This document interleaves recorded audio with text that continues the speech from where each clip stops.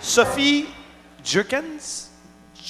Oui, non, mais dis, comment on dit pour vrai? Jerkens. Jerkens. Bon, alors, Sophie, parle-nous de ce collège frontière à l'Université de Sherbrooke. Oui, bien, Collège Frontière, en fait, c'est un projet un peu tentaculaire d'alphabétisation. Tentaculaire, en fait, parce qu'on fait beaucoup de choses.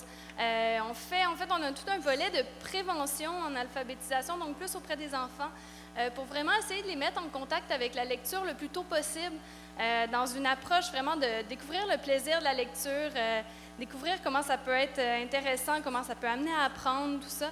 C'est des projets qu'on fait plus avec les enfants. On a aussi un volet auprès des adultes, beaucoup avec les personnes immigrantes. Donc, des tutorats individuels qu'on fait en français langue seconde. On jumelle un bénévole avec une personne apprenante, puis c'est vraiment une approche très personnalisée, centrée sur les besoins de la personne. Puis ce qui est particulier, en fait, c'est que tous ces programmes-là, dont j'ai nommé juste une petite partie, ils sont donnés par des étudiants à qui on demande de donner quelques heures de leur temps à chaque semaine pour aider une personne de la communauté.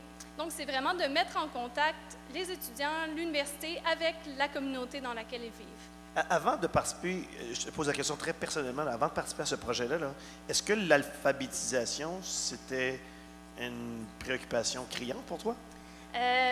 C'est sûr que c'est une bonne question parce que c'est une cause qui est assez méconnue. Une des raisons pour ça, c'est que c'est une cause qui passe très inaperçue. On croise une personne dans la rue qui ne sait pas très bien lire ou écrire, c'est difficile à dire. Donc, c'est sûr que moi, quand j'ai commencé à m'investir dans ce projet-là, il y a beaucoup de statistiques, disons, qui m'ont surpris. Au niveau de l'alphabétisation, quand on pense qu'il y a environ la moitié de la population adulte au Québec qui n'a pas les compétences en lecture-écriture suffisantes pour fonctionner de façon autonome, c'est assez... ça donne un petit choc. Donc, c'est sûr que oui, ça s'est développé avec le temps à force d'être en contact avec ces gens-là, d'être dans la communauté. Je pense que c'est une cause qui m'anime de plus en plus. Et alors, maintenant que je comprends quel est ton constat, ce que vous avez fait là, déjà avec juste la pointe de l'iceberg dont tu nous as parlé, est-ce que ça a des résultats?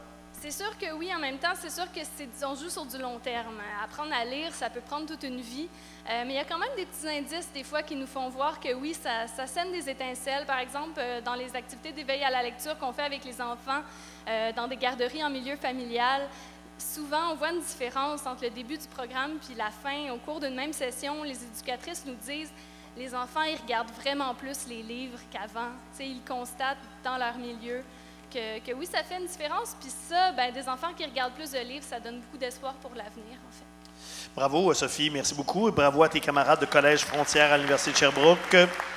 C'est avec un grand honneur que je remets le prix dans la catégorie Avenir, Société, Communication et Éducation au Collège Frontière de l'Université de Sherbrooke.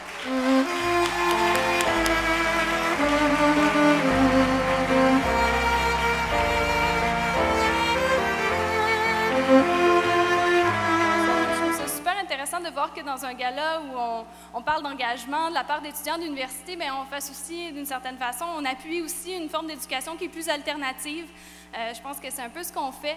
Puis on parle beaucoup ces temps-ci d'investissement en éducation, peut-être même de sous-financement de l'éducation. Puis c'est ça, je pense que d'encourager des projets alternatifs comme ça, c'est intéressant, puis on peut vous garantir que cet argent-là va être utilisé à bon escient.